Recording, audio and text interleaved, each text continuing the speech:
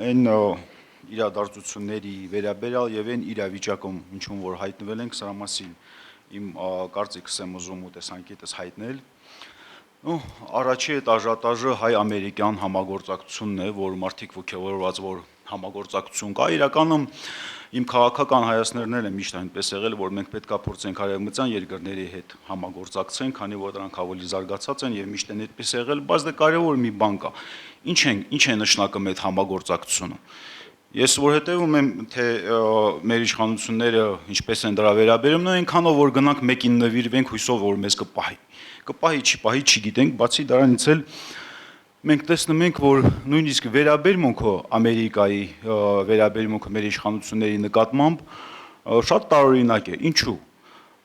Օգոստոսի 8-ին այդ համաձայնագիրը ստորագրելուց առաջ Նիկոլ Փաշինյանի մի օր առաջ են տեղյակ պահել։ Ինքը, եթե հիշում եք, բան էր, օդպուսկում էր, արձակուրդում։ Ուրեմն հայ-ամերիկյան դա էպախալնի բան է, հա, դարավոր էպախալնի երևույթ է այդ համագործակցությունը ու երկրի ղեկավարը ով գիտի ինչ դիվանագիտական աշխատանք պետք է վարվի։ Ամեն մի թղթի ստորակետի վրա խորանալով եւ այլն, բայց պարզվում է, որ երկրի ղեկավարը արձակուրդում է, չի էլ զբաղվում դրանով։ Իմ կարծիքով սկի տեքստը գրելուց իրան չեն էլ ներկայացրել, ստորագրելուց էր նայում, թե ինչա ստորագրում։ Հաջորդը Դավոսի ֆորում։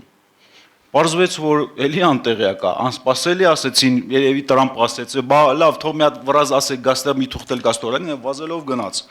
Ուզում եմ ասեմ, այս ֆորմատի համագործակցությունը տարօրինակ է, ու բացի դրանից մենք դառնում ենք Ամերիկայի եւ Իրանի հակամարտության սուբյեկտ չասեմ, սուբյեկտ չենք, բայց էլեմենտ։ Թե ինչա գալու մեր գլխի մենք էլ չգիտենք։ Ու այս սրա վերաբերյալ այդ չափից դուրս այդ ոգևորվածությունը չեմ հասկանում եւ իմ կարծիքով սրանց զգուշավոր պետք է վերաբերվենք հետագա հարցերի մասին։ Այ ասում ենք խաղաղություն ան բերել, չգիտեմ, արդեն հայ-ադրբեջանական հարաբերություններն են բարելավում, բայց մենք տեսնում ենք, որ Ալիևը արդեն որերորդ անգամ է հիշեցնում եւ այդ խնդիրն է դնում փախստականների վերադարձի խնդիրը։ Հիմա ստեղից մեկ ասում են ԿՊԱ-ականները բա չի լինի, չենք թույլ տա եւ այլն, բայց չենք տեսնում նույնիսկ հրապարակային ինչ որ մի պատասխան Ալիևի, կամ հնարավոր է կամ հնարավոր չի։ Իսկ Մինսկի խմբի լուծարումից հետո այդ խնդիրը շատ ավելի լուրջանում է, որովհետեւ իրանք ասելու են Ալիևը նոր ֆրանսական այդ ընկերությանը ինտերվյու տալուց ասեց, հա պետքա փոխադարձական սկզբունք լինի։ Եթե հայ քաղաքացիները, հայերը ցանկանան վերադառնան Ադրբեջան, մենք կդիտարկենք իրենց դիմումները եւ մենք հույսով ենք, որ Հայաստանը նույն ձևի կանի։ Դե բնականաբար ոչ մի հայ չի գնալու դեղապերի, բայց դե իրանք փորձելու են գան ու բացի դրանից արդեն տեսնում ենք, որ ինֆորմացիոննի աշխատանքն է գնում, հա Երևանի կենտրոնից են հրավիրում, որ այ ես մեր հողերն է եւ այլն եկեք։ Ու իմ կարծիքով այդ խաղաղության մասին խոսելը ընդհանրապես Ալիևը պատաճկաներ ատալի Նիկոլին, որովհետև իր նախընտրելի տեխնացուն Նիկոլն է ավելի շատ։ Խաղաղ բանը հռչակագրի վերաբերյալ, հա, այ իր կուսակցական ծրագրում գրել են, որ գանք իշխանություն նոր պետություն ենք հռչակելու։ Շատ վաղ որ խոսում ենք, ասում են դե այդպես ալիգորիկ, նոր պետություն հռչակել ի՞նչ է նշանակում, если պետք է լուծարանի տեղը մի ուրիշ պետություն հռչակեն, չեն կարող նույն տեղը երկու պետություն լուծարել, բան հռչակեն։ Ես էլ որ լուծարեն եմ մյուսը հռչակեն, կարող է մյուսը չճանաչեն, կարակի մեջ ընկնենք։ Բայց քանի որ ինքը սարսափելի երևույթ է, իմ կարծիքով դրանից ժողովուրդ չեն ուզում հավատան, նույնիսկ չեն խորանում, բացի որոշներից ու ասում են ալիգորիկ բան է գրել ինչ որ։ Հենց հռչակում ենք, դա հենց ոչ թե իրավական այդ կարգընթացը ինիկատիվ ունի, այլ այդ ձև է հայտարարել։ Բայց էլի կհավատայինք դրան, եթե միջև այդ իր հայտարարությունները չլներ, որ Հայաստանի Հանրապետության անկախության հռչակագիրը չգոյության մասին է։ Այսինքն պետության առաջի դեմքը դուրս է գալի հայտարարում, որ պետության առաջի փաստաթուղթը չգոյության մասին է։ Եվ տարբեր գործիչներից ԿՊԱ-ական լսում ենք, որ բանը պրոբլեմատիկ է։ Ասելա որ գամ բան, հա, իշխանության նոր պետություն ենք հռչակելու։ Հիմա դրա մասին չի խոսում։ Դրա մասին չի խոսում, որտեղ շնորհապետականը արդեն իր առաջի բանը տվել է, որ նայի հավայի խոսելով չի։ Բայց դե կգա իշխանության, կասի, բայց չեմ խոս տվել ձեզ։ Այնա գրած ծրագրումս նոր պետություն ենք հռչակում։ Չեք ուզում հռչակեք, պատերազմ եք ուզում։ Ինչ ենք ասելու։ Կամ չեք ուզում հռչակեք, դուրս եկեք հեղափոխություն արեք, էսա չէ իր ձևը։ Եվ իմ կարծիքով սա շատ վտանգավոր է։ Ու դրա հետ մեկտեղ ամենավտանգավորը, որը որ ես ուղղակի Նիկոլ Փաշինյանի քաղաքականության մեջ նկատում եմ, դա այնա, որ գնում է աշխարհի մեղքերը վերցնում վզին, գալի այդ մեղքերը բարթում ժողովրդի վրա ու բանը ապացուցում, որ վիճակը անհուսալի է։ Սա երկու բան է, որ մի ժողովրդի հետ այդ երկու բանը արվում է, այսինքն մեղքի զգացում ես մտցնում մեջները, ու ասում վիճակը անհուսալի է, սա այդ ժողովրդին կարելի է արխային շատ կներեք ցեղասպանել։ Ցեղասպանությունը հենց այդ ձևել եղել է 100 տարի սրանից առաջ։ Ավարտում եմ, երևի այսքանով էլ ավարտեմ։ Հա, քանի որ այս նման հարցերը, ուղղակի Շոբանի ֆորումի կարևորությունը նաև ինչումն է, այս նման հարցերը ոչ թե կուսակցական անախնդրական է, այլ ինքը ավելի լայն է եւ իմ կարծիքով ֆորումը հենց դրանով է արժևորված եւ իմաստավորված, որ կարողանանք այս պերսպեկտիվն է բանը ապագայում ինչ խնդիրներ, ինչ խնդիրներ, որ կարող է ի հայտ գա, հիմիկվանից սկսենք մտածել, թե ոնց ենք դրա դեմ պայքարելու։ Ես որ լսում եմ Ադրբեջանի նախկին ղեկավարներին, ասենք նույն արտգործնախարարին, իրանք ինչ են ասում։ Ասում են, այո,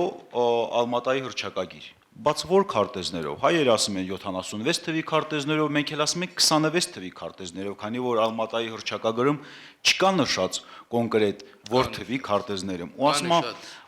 նշած կա խորհրդային օրվա խորհրդային 1990-ի եղած քարտեզները, որոնք այս 70-ական թվականներին են գծել։ Հենց գրված օրվա, որ այո, ներկայ այդ ժամանակ այդ օրվա քարտեզների սահմանները։ Ճիշտ ասած, այդ Ալմատայի հռչակագիրը ես էլ եմ ընթերցել, բայց իմ կարծիքով ես միգուցե եղած սահմաններ գրում է։ Այ որ այդ եղած սահմանները չեմ գտել, բայց վեճը նրա մասին է գնում, որ հենց սահմանները չի ընդգծած, թե որ թվի քարտեզներով, ու այնտեղ որտեղ որ հիմա դելիմիտացիա արել են, դեմարկացան, դելիմիտացիան դա այն նույն տեղերն է, որ 76 թվի քարտեզներում ու 26 թվի իրանց ասած քարտեզներում համընկնում է, որովհետև նույնիսկ պայմանագրերում, պայմանագիր չկա համաձայնագրերում, նշած չի քարտեզները, եւ այդ վեճը գնում է։ Հիմա հարցը դրանում է, այդ քարտեզների որ թվի քարտեզով ենք սահմանազատումը, դենց հստակեցրած այդի թե ոչ։ Որտեւ իրանք փաստորեն որ ասում են Գյոյչա սաղմերնա հենց Ալմատայի հռչակագրով են ասում, բայց ասում քարտեզների տարեթիվը մենք ենք ասել որ թվի քարտեզով։ Այսքան ուղղակի եթե կարող։ Չէ, քարտեզները པարզ էին, չէ։ 70-ական թվականներից հետո բոլորը գծված քարտեզները համարյա նույնն են, շատ չնչին տարբերություններով։ Նրանք երկկողմ Հայաստանի խորհրդային Հայաստանի կառավարության եւ Ադրբեջանի խորհրդային Ադրբեջանի կառավարության կողմից 70-ական թվականին վավերացված ստորագրված կնքված են այդ քարտեզները եւ Ալմատին դրա մասին է խոսում։ Ձեր թույլտվությամբ ես իմ մտահոգությունները անվտանգային համակարգի մասին կուզենամ բարձրաձայնել 30 տարվա ընթացքում ցավոք սրտի արձանագրում ենք, որ մենք ձախողել ենք պետական կառավարման համակարգի կուր համակարգի կայացման աշխատանքները։ Ցավոք սրտի պետականաշինության գործընթացին զուգահեռ մենք ձախողել ենք նաև ազգակերտման գործընթացը, որտեղ մենք գիտենք, մանավանդ գիտության մարդիկ գիտեն, որ պետականաշինությունն ու ազգակերտումը ձեռք-ձեռքի տված երևույթներ են։ Մի քանի տարի առաջ իմ ձեռքը ընկավ Ռոբերտ Կապլանի գիրքը Աշխարհագրության վրեժը։ Ես այդ գրքում ընթերցեցի մի հանգամանք, որ շատ հստակ է։ Կա ռազմավարական աշխարհագրություն հասկացություն։ Այն խոսույթը, որը մենք հիմա տանում ենք, սա թույլի կարգավիճակից եւ պարտվածի կարգավիճակից խոսույթ է։ Մենք փորձում ենք մեր անվտանգությունը տեսնել միջազգային իրավաքաղաքական համակարգի մեջ, պայմանագրային բազայի մեջ, ինչը մեզ չի ապահովելու։ Բոլորս ակնառու տեսնում ենք, որ մենք ապրում ենք ոչ թե իրավունքի ուժի աշխարհում, այլ ուժի իրավունքի աշխարհում։ Նրանք, ովքեր որ պոտենցիալ ունեն, ովքեր հզոր են, իրենց ռազմավարական հնարավորությունները բացահայտելու են եւ զարգացնելու են։ Թույլերի հաշվին, անկախ նրանից, թե իրավունքը, պատմական իրավունքը ում կողմն է։ Այս առումով մենք սակարկության դրեցինք Արցախի հայերի բնական իրավունքները։ Կորցրեցինք, թեպետ ես ուզում եմ հավատալ, որ ժամանակավորապես, բայց միևնույն է, կորցրեցինք այն կարևոր աշխարհագրությունը, որը պահում էր հայկական ողնաշարը, Սյունիքը։ Կորցրեցինք հնարավորություններ։ Մենք թույլ ենք տվել, եկեք իրականության աչքերին նայենք, որ Թուրքը զբաղացնում է գագաթներ, հարթավայրերից բարձրացել են լեռներ։ Ես հեծանիվ չեմ հորինի ու ռազմական ոլորտում գործառնող մարդիկ շատ լավ գիտեն, որ լեռներում ինքնապաշտպանական մարտեր մղելը այլ է։ Լիարժեք համաձայն են, որ հիմա գոյութենական պայքարի մեջ են գտնվում, մենք գիտակցենք, թե չգիտակցենք։ Դա իրականացնեն անեստեզիայի միջոցով ինքնասպանության գործող հայ ազգի պարագայում, թե բիրտուժ կիրառելով միևնույն է, պայքարը գոյութենական է, եւ պետք չի համարել, որ հիմա խաղաղություն է գնում ամբողջ աշխարհում։ Պետք չի տարբեր տեսակի պատումներին զոհ գնալ, հավատալ, թե ձևավորված է խաղաղություն։ Երեք Իլհամ Ալիևը հստակ իր խոսքի ընթացքում ընդգծեց խաղաղության չափերը, որոնք են։ Նա հստակ ճակերտների մեջ առավ խաղաղության խաչմերուկ կոչվածը եւ ձևակերպեց իրենց մոտեցումը, որ դա միջանցք է, Զանգեզուրի միջանցք։ Հստակ ընդգծեց, որ Հայաստանի եւ Ադրբեջանի միջև խաղաղություն չի կարող վավերացվել, քանի գոյություն ունի անկախության հռչակագիրը։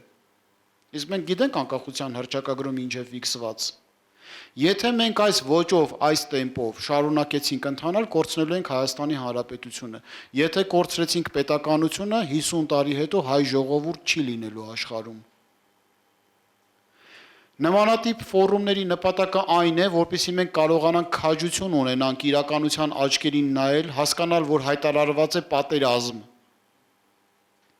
Եվ եթե մենք չենք կարող գեներացնել հայ ժողովրդի մշակութային քաղաքական պոտենցիալը, հանուն ինքնիշխանության ամրացման եւ պետականության կայացման, ապա մենք տանուլ ենք տալու բոլոր տեսակի մարտերը։ Ես հավատում եմ, որ հայ ժողովուրդը լետարգիկ քնով քնած չի։ Ես հավատում եմ, պարզապես ինձ ճանաչողները գիտեն, որ ես գիտության մարդ եմ, ես քաղաքական գործիչ երբեք չեմ եղել։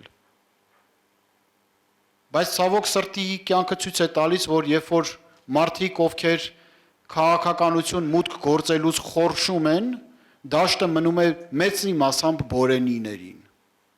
Մարդկանց, ովքեր որ արժանի չեն, տեսիլ չունեն, պետությունների շարժիչ ուժը ռազմավարությունն է, մեծ ռազմավարությունը։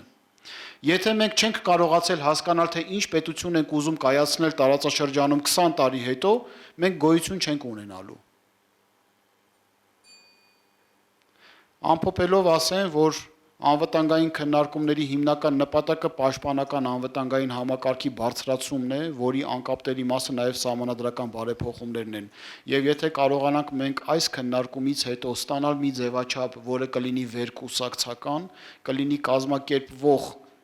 ոչ միայն մեկ կուսակցության կողմից, այլ ընդհանրական ջանքերի շնորհիվ, ապա կստացվի, որ մենք հաջողել ենք այդ պլատֆորմը, որտեղ օրասական խնդիրների մասին բարձրաձայնում են մարդիկ։ Շնորհակալություն ձեր ուշադրության համար։ Այդ քարտեզների վերաբերյալ, այստեղ ուղղակի ինչումն արծը, գարացա, որ признавать нерушимость существующих границ. Տարեթիվ բան չկա։ Տրամաբանական է, դե եթե սուշտուշը գրանից, ապա բան փուլին, չէ, այդ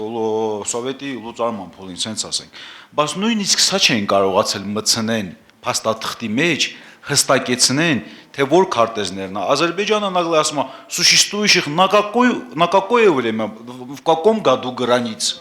Ման չունեմ ասել, անտարամաբանական է, միգուցե նախալնի է, բայց իրանք կարողանում են այդ իրանց այդ նախալնի քայլերը դնեն առաջ տանեն, այն որ թվում է թե ճիշտ է մեր ձեռնա, նույնիսկ այդ էլեմենտար բաները չի ստացվում Նիկոլի մոտ կարողանան հստակեցնել, դրա համար ես այդ հարցը տվեցի, որ քարտեզների համար հստակեցում թիվ կա գրած, որ թվի քարտեզներ։ Ալմա-Աթայի հետ կապված, որքանով ես տեղյակ եմ, Լևոն Տեր-Պետրոսյանը միացել է վերապահումով։ Որքանով ես տեղյակ եմ, սա ստուգել է պետք, որտեղ այն ժամանակ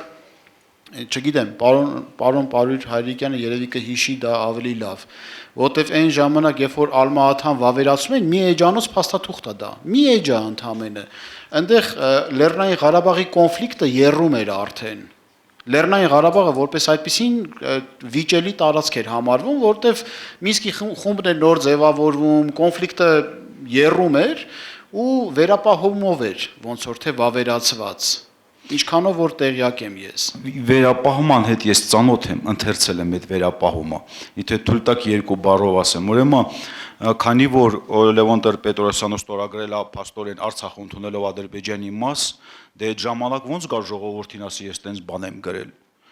Պատերազմա գնում նամանավանդ ասելա վերապահում ունենք։ Այդ վերապահումը գախնիացրած պահել են։ Այս մի քանի տարի առաջ է, 2 տարի առաջ է Նիկոլո բանազը ռասիկրեցի տալ։ Ուրեմն վերապահման մեջ Լեռնային Ղարաբաղ բառ չկա։ Այսինքն ինչ որ օրենքներ ա որ ստեղ մի բառ այս ձև փոխենք, բայց որպես այդպիսին խնդիր Լեռնային Ղարաբաղի խնդիր, ոչ վերապահման մեջ կա, ոչ էլ SNG-ի շրջանակներում ընդհանրապես այդ խնդիրը բարձրացած է։ Սա եղել է Լևոնի այդ բանը։ Պարզապես մի հատ ռեմարկա անեմ, այս Ալմա-Աթայի հետ կապված ու խոսքը փոխանցեմ Կարեն Մելյանին, եթե մենք ընդունում ենք, որ Ալմա-Աթան մեզ համար հիմք է, նշանակում է մենք չենք ճանաչում մեր ինքնիշխանությունը։ Որտեվ Ալմա-Աթան ԽՍՀՄ 2-0-ի մասին է։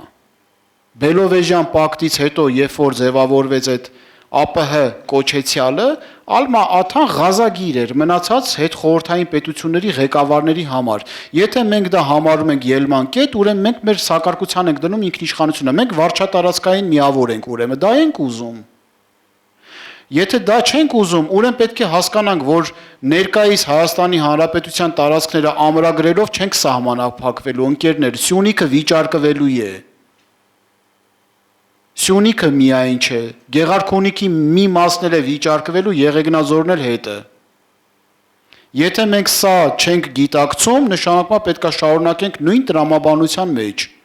Իմ համար հայկական պետականությունը հարցեր ունի բարձրացնելու։ Ինչ Ալմա-Աթա առհասարակ։ Ալմա-Աթայի փաստաթղթի շուրջ անվտանգային կոնցեպտ գրողները հայկական պետականության գաղափարի մասին ընդհանրապես գաղափարախոսություն չունեն, մեր ապագայի մասին էլ գաղափարախոսություն չունեն։ Սա պետք է գիտակցենք։